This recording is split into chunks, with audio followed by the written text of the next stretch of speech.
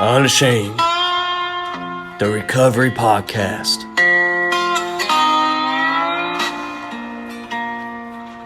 Where we are breaking the shame and stigma of addiction and recovery, one episode at a time, by having real conversations about real recovery.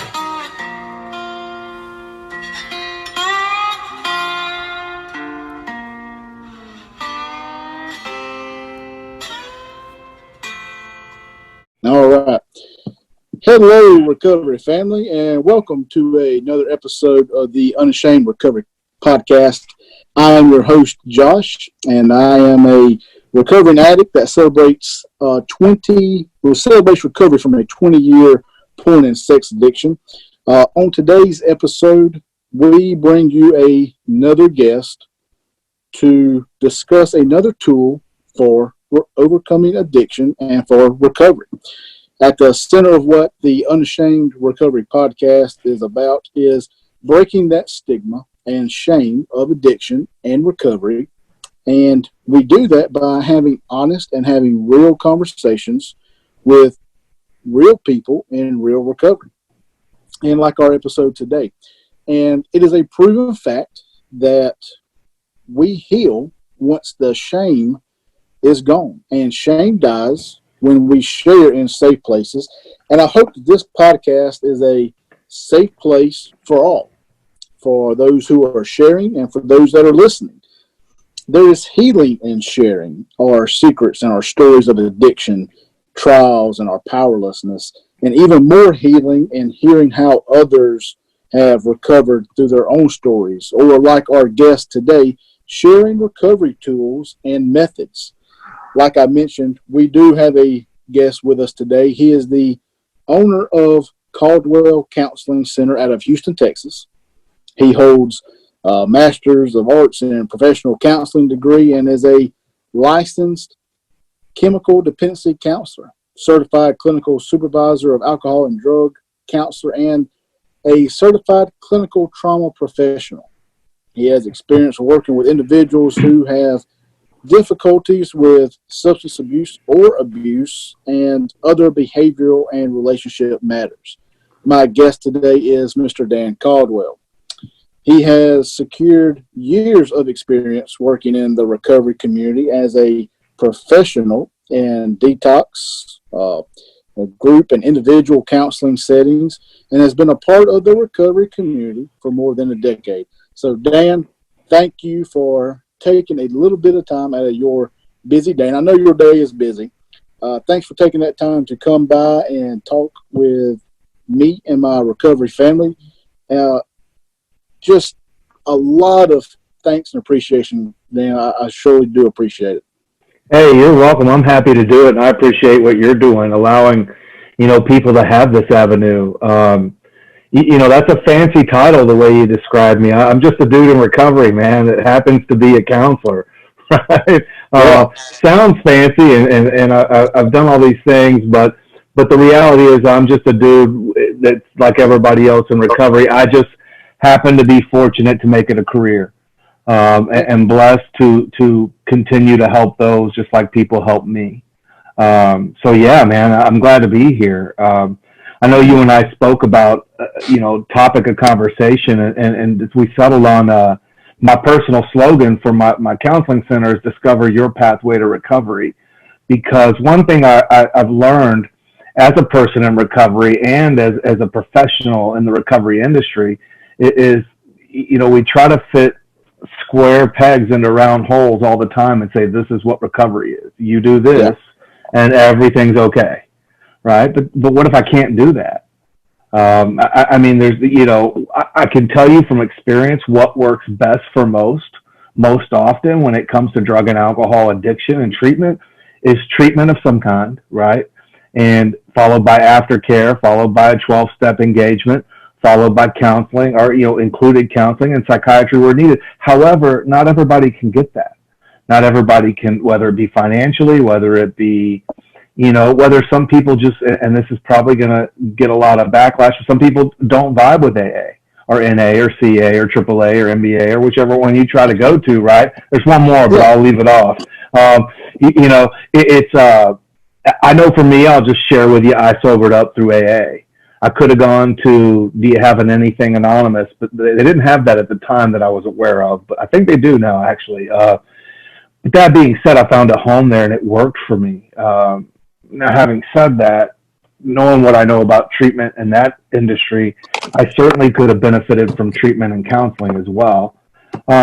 So yeah, I think that topic is fantastic. I think there's not really one solid way that says this works for everybody.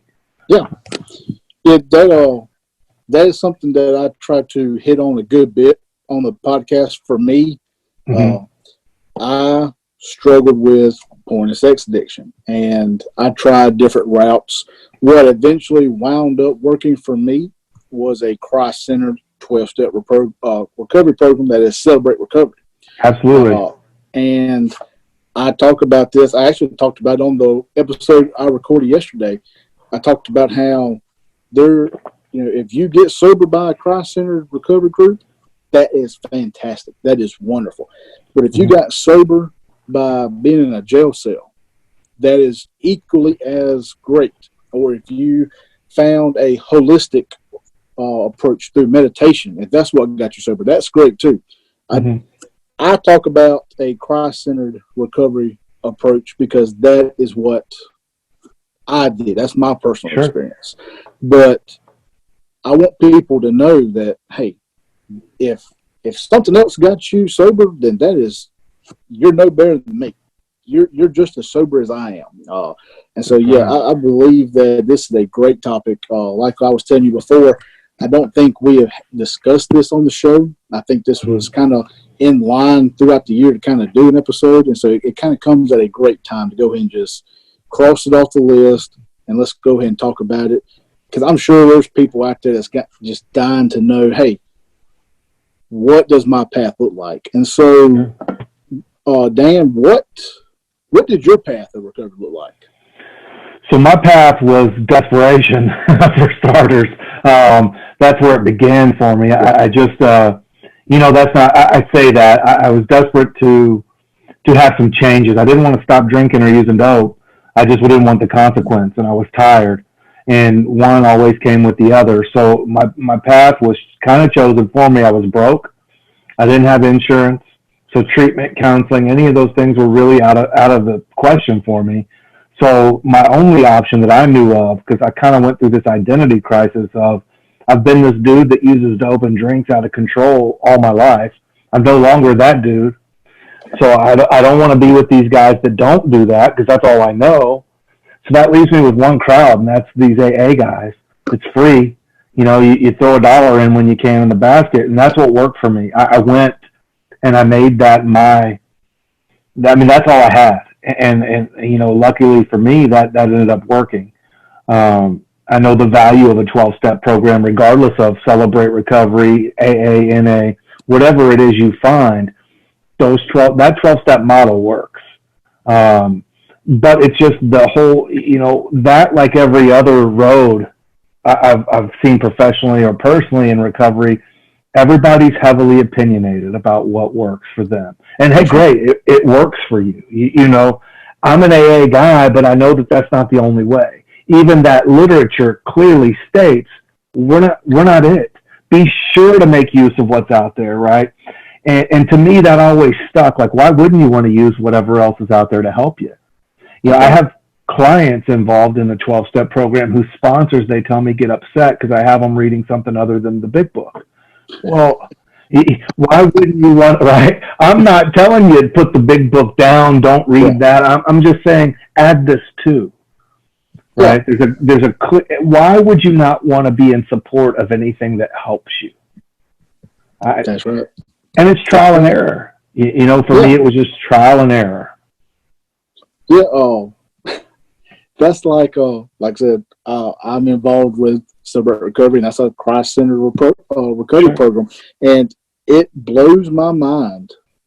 I hear it all the time, where sponsors will tell their sponsees, "No, you don't need to go see a therapist.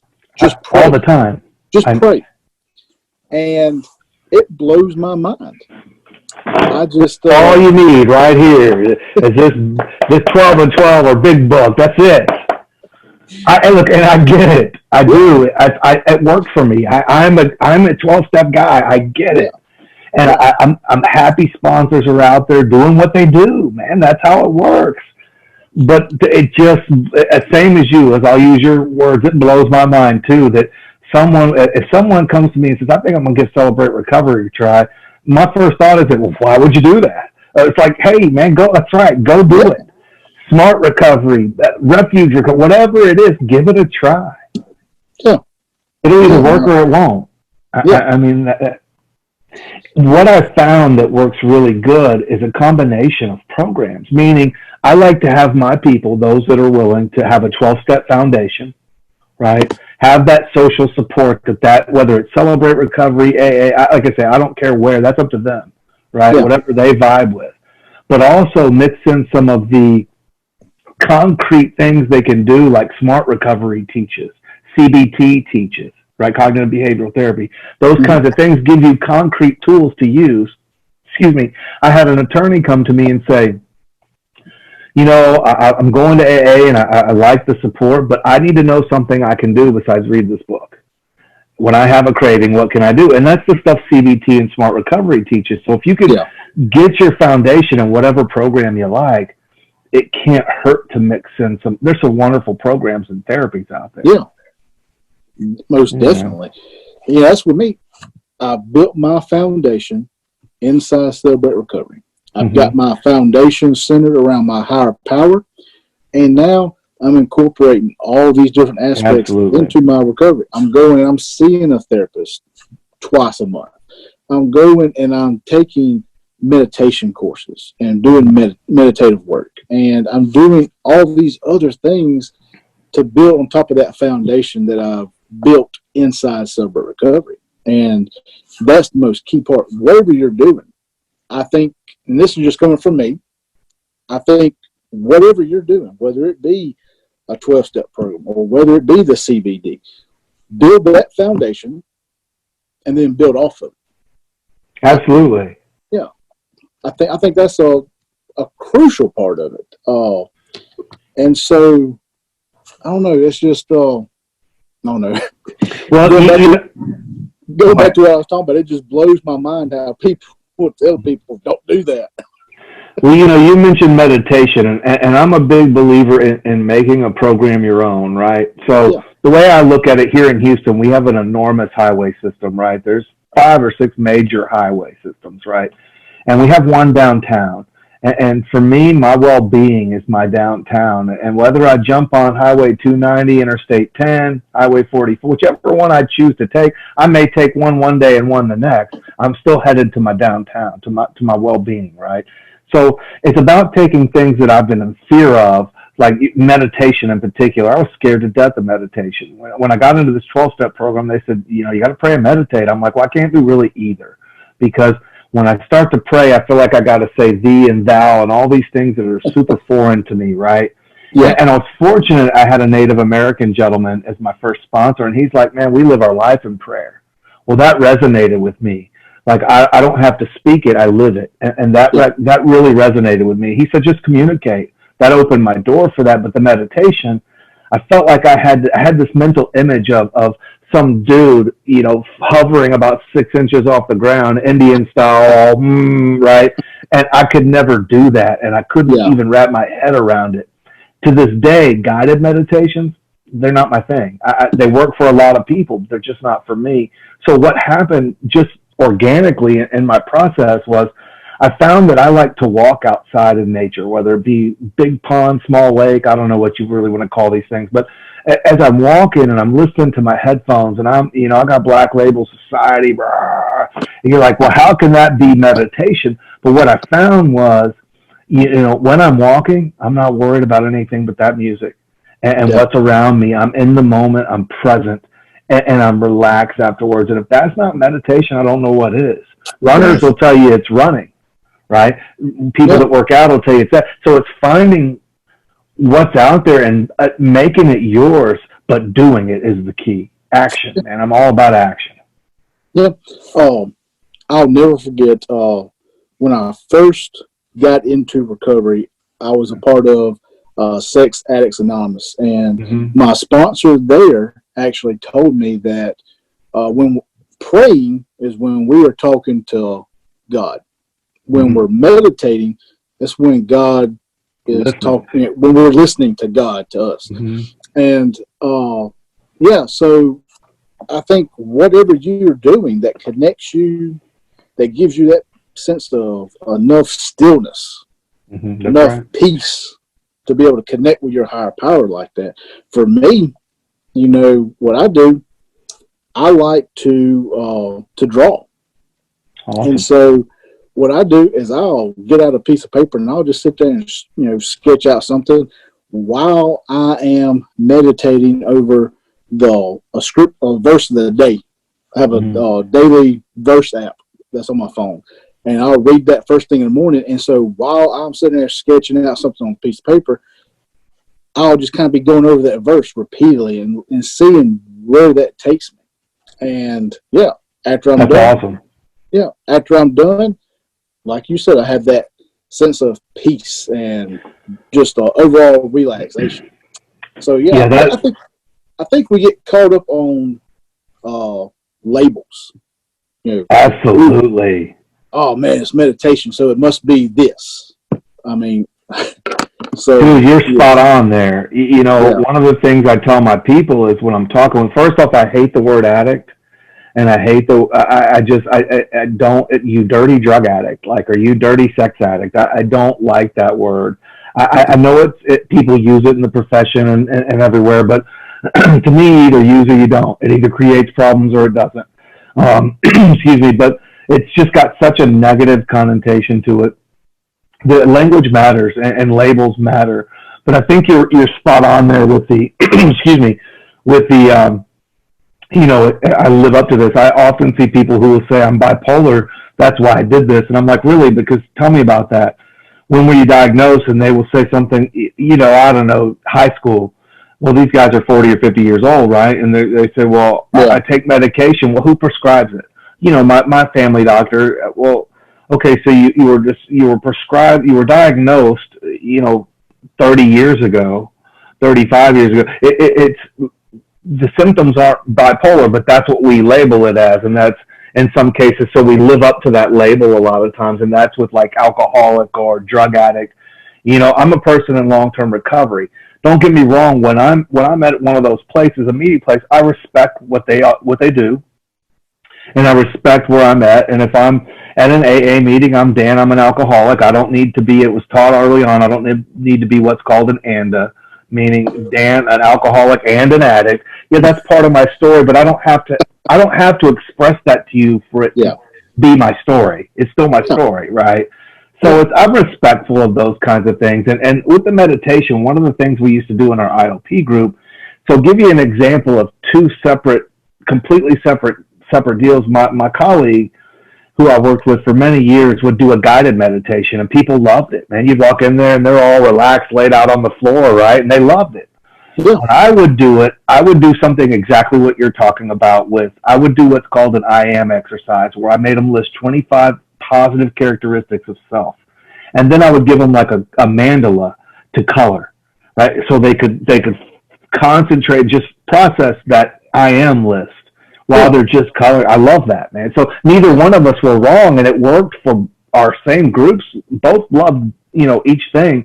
So it's really finding what works for you. That's right. Most definitely. And that goes back to the same thing of picking your path to recovery. What works for you? It's kind of, I mean, it's on that same path. Well, it's the thing is it's action. I mentioned earlier, I'm about action because, look, I don't care what you do something. You can't tell me it doesn't work if you're not doing something. You know, and if you do the same things and expect different results, you know where that leads. I mean, you do the same things, you get the same things. I mean, it's, you know, well, you know, not rocket science.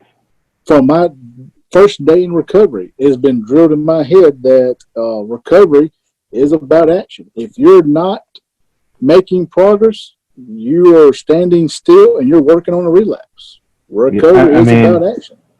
It is. And so what I tell my people I work with is we try to find what works for them, right? And it's trial and error, and it's, try this, let's do this, let's mix this, let's try this. But the thing is I just tell them, look, do something every day for your recovery.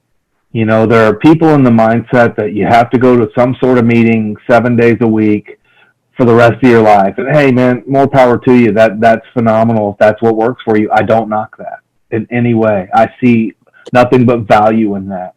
But it's not for everybody, and I'm going to be straight up with you, and this isn't a popular opinion at all, but going to 7 meetings a week of any kind of meeting doesn't guarantee sobriety any more than going to one a week and guarantees failure, right? Now, we know the more you go, the more you engage, the better your chances, of course. I don't want to minimize that at all. But meetings are just a small part of what recovery program looks like, right? So recovery is not doom and gloom, man. It's exciting and it's new, but you gotta, it's like anything else. It's a learned behavior, right? Yeah. It's something I have to learn how to do. I have to learn how to have fun. I have to learn to be comfortable in my own skin. I have to learn that look, I'm not defined by some poor choices I've made over my life. And in fact, today, those poor choices enabled me to help hundreds of people. Right. So, and today it's a gift. It's not this bad. Oh my gosh, I can't believe I did these things. Don't get me wrong. I'm not proud of them. I'm not proud of my behavior growing up with an addiction problem. Right. But today, I've heard it said that I'm not responsible for my addiction. Look, I'm like many other people. I started because I wanted to fit in.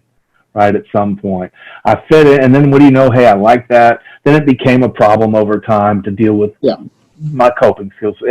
At some point it became such a problem, right? But I am responsible for my recovery 100%, and that I am responsible for. I have a choice in that. Yeah. So most definitely.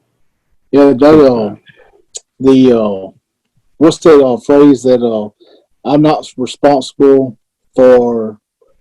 I said I'm free to make the choice, but I'm not free from the consequence of that choice. It's kind of on the same lines as that is.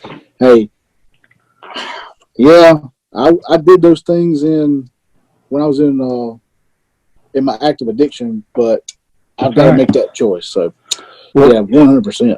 You hear that exact phrase come up when it comes to freedom of speech. Like, I'm free to say whatever I want. It's America. I'm not free from the consequence that comes with what I say, though. That's where people miss the boat, I think. Like, if I go to work and I tell my boss, hey, man, F you, I can do that. I also can take what's coming after, right? Yeah. I mean, that's how that works. So, I am free to choose, though, today. And today, with knowledge comes the power of choice. Today, I know enough about, whether you call it a disease, a disorder, a maladaptive pattern, whatever you choose to call it, an issue, a concern, that's up to you. But once I've identified that that's the things I have and I got educated on what it is and how it works and what I can do, then it is up to me, and I do have that power to do something different. It may be uncomfortable. It's easy for me to say at 10 and a half years, I'll just do this, do that, right? I remember exactly how uncomfortable it was back in the day. And you know what? But it's going through that is what causes growth. And I'm telling you today, I wouldn't trade my life for the world to go back and use. I just wouldn't. And it's not that it's perfect. It's that it's just different, and it's different better for once, not different bad. And and I imagine there was probably a point in your recovery where you probably couldn't imagine going a single 24 hours without it. Now you're at a point where you can't imagine going back to it, and that's just amazing. That's right. It's in treatment and things, we like to do a lot of what we call goodbye letters, like goodbye to your addiction or goodbye to this or goodbye to that. They're really powerful, but I take more of I twist that around a little bit, and I like to do like a hello letter. Hello to this new life, man. They tell me that if I forget my last use or my last drink, I'm doomed to repeat it, and I would disagree with that. Because I would say it's because of that last use or drink. I definitely remember it. However, I also have that much more appreciation for what I've been given. And I don't want to lose that more than I want to remember that drink, if that makes sense. So it's just so gifted to be able to. It's the promises in the, AA has such merit. I wish people really knew the merit of this group, these 12 steps. The promises say, one of the promises they offer is that I will intuitively know how to handle situations which used to baffle me. Now, coming in, that didn't mean a whole lot to me. But today, I know how to deal with these things. I'm not perfect. I still get angry. I still act out. I still get upset. I still do all those things human beings are enabled to do. But it doesn't control my life today. And that's the key. And I'll just put it like this: I do it less than I used to, right? So, that's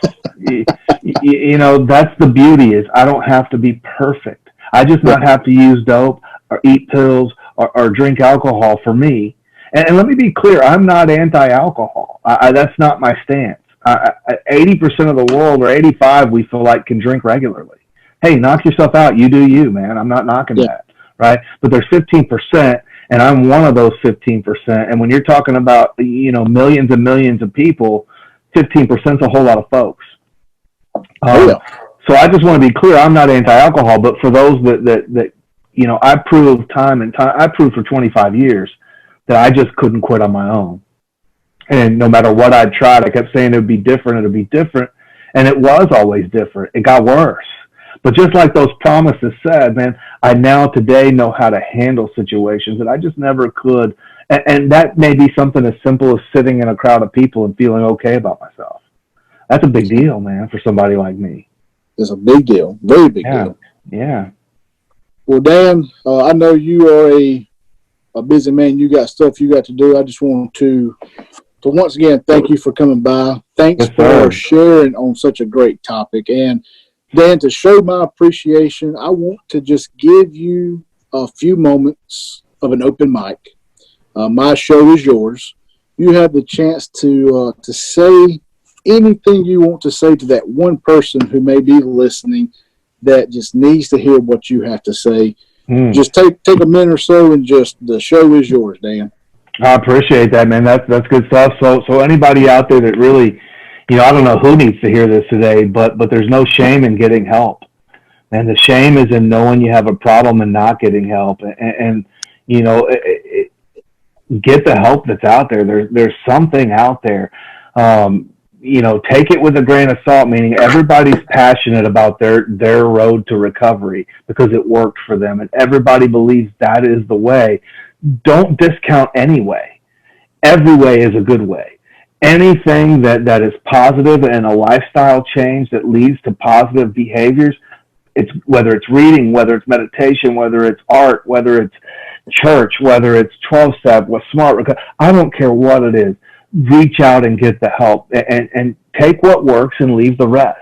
Always look for the similarities because it's super easy to roll into a room of any kind and be like, nope.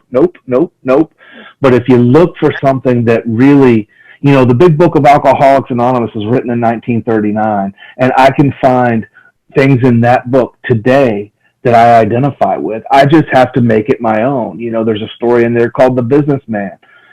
2 hours before the biggest deal of his life, he's drunk, pounding on the bar. How did I get here? I'm not at a bar 2 hours before my biggest deal. However, the way that relates to me today is, when I have a family event coming up, this was my catalyst of getting sober, I'd start eating pills 2 weeks beforehand.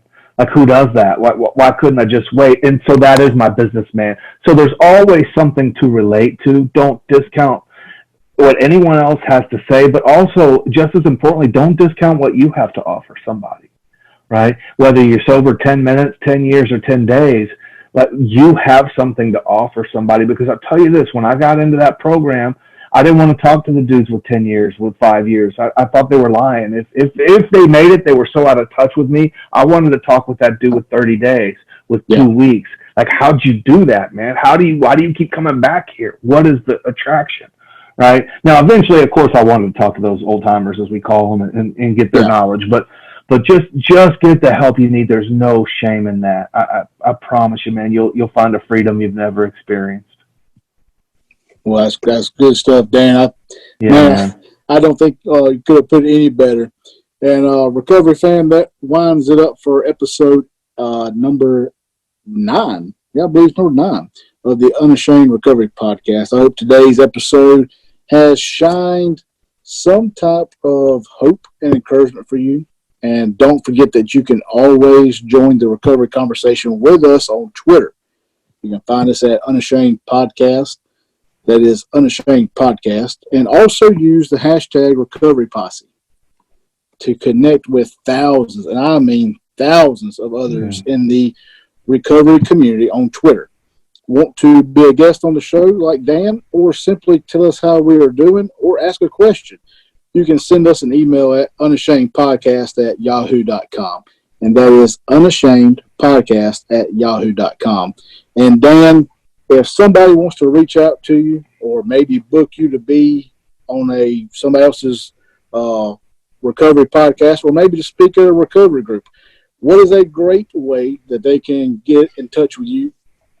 So I appreciate that. They can go to caldwellcounselingcenter.net. That's CALDWELL counselingcenter.net. All my contact information is on there. Great. And guys, please take advantage of that. That's a great resource. And with that, y'all, that is all the time we have for today. Thank you for your continued support of the podcast, and I hope you all continue to stay sober. And until next time, I love y'all, and remember to be unashamed.